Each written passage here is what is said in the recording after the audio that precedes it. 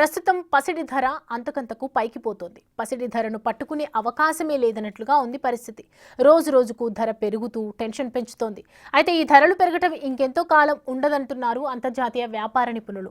రాబోయే కాలంలో బంగారం ధరలు భారీగా తగ్గే అవకాశం ఉందని అంచనా వేస్తున్నారు. వారి అంచనాలు నిజమైతే రాబోయే 2 నెలల్లో 24 క్యారెట్ల 10 గ్రాముల బంగారం ధర 85,000కు చేరుకునే అవకాశం ఉంది. ప్రస్తుతం 98,000గా ఉన్న ఈ ధర అమాంతం పడిపోతుంటే కాస్త నమ్మేలా లేకపోయినా అదే జరిగే అవకాశం ఉందంటున్నారు నిపుణులు.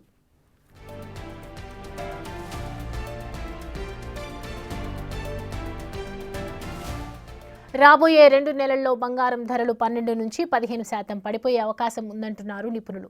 అంతేకాదు రాబోయే 2 ఏళ్లలో అయితే బంగారం ధర ఏకంగా 38% పడిపోతుందని అమెరికాకు చెందిన పలు బిజినెస్ సర్వే కంపెనీలు చెప్తున్నాయి. వారు చెప్పినట్లుగా జరిగితే ప్రస్తుతం ఉన్న ధరతో పోల్చితే బంగారం ధర 56,000కు చేరుతుంది.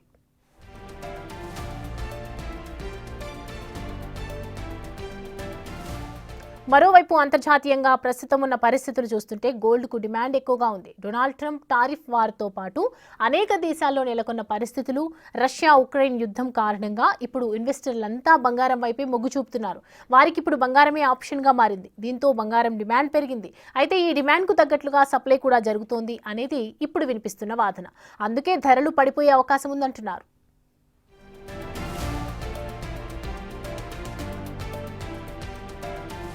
ధరలు తగ్గడానికి మరో కారణం కూడా చెప్తున్నారు. ఈ ఏడాదిలో ఇప్పటికే 34% బంగారం ధరలు పెరిగాయి. దీంతో అమ్మకాలు భారీగా తగ్గాయి.